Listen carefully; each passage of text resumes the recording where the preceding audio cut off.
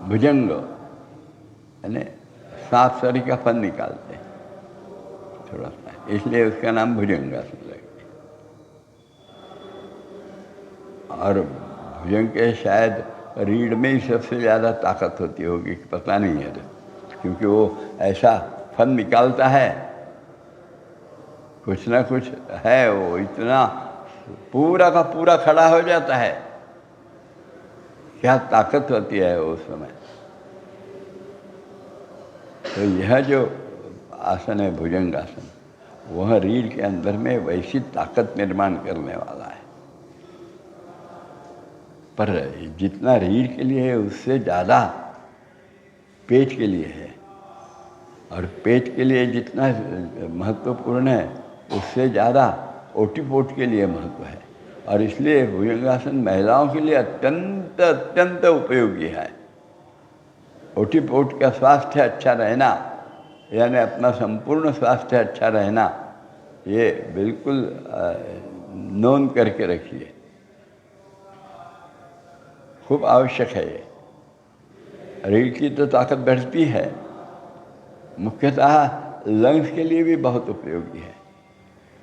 वहाँ हाथ पे जोर नहीं देना है, हाथ जब सामने रखते हैं, ऐसे सोए थे, कपाल जमीन को लगा था, हाथ सर के आगे जमीन पे थे, दंड कान से सटे थे, एड़ियाँ मिली थी, अंगूठे मिले थे, उंगलियाँ सोई थी, ये स्थिति है।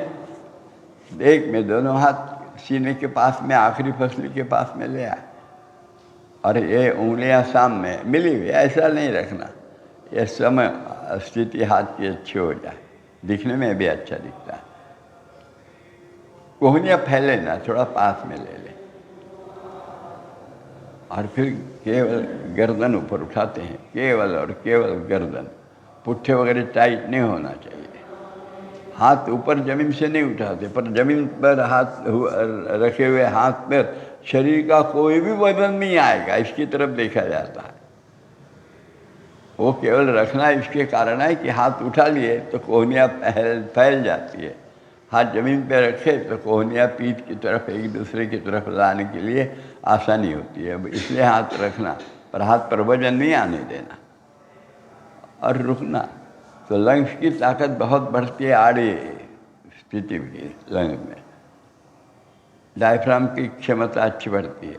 हार्ट के लिए ये उपयोगी होता है, रीढ़ के लिए अत्यंत उपयोगी है, कंधों के लिए अत्यंत उपयोगी है, थायराइड के लिए थोड़ा बहुत उपयोगी है, पेट के लिए अप्रतिम है।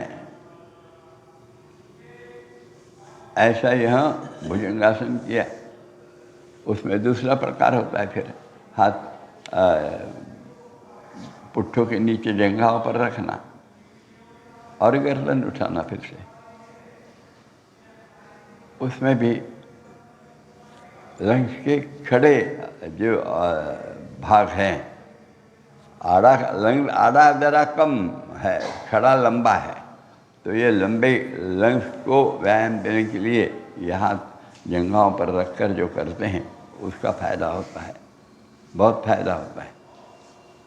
केवल ये दोनों प्रकार के आसनों का भाग करते समय पैर जमीन से उठने नहीं चाहिए। गर्दन उठाई कि पैर भी ऐसे ऊपर उठ जाते अपने, वो नहीं होना चाहिए। जमीन में चिपके हुए चाहिए पैर, और उसका लाभ बहुत ज़्यादा है, बहुत ज़्यादा है।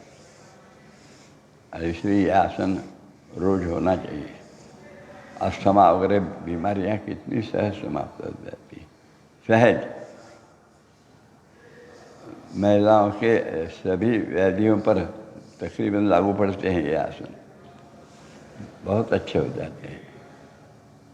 इसकी तारीफ करना, यह आपको लगेगा कि मार्केटिंग है, पर वैसा नहीं है। करके देखिए, अनुभव लीजिए, मार्केटिंग नहीं है, आप स्वयं अनुभव लीजिए इसका।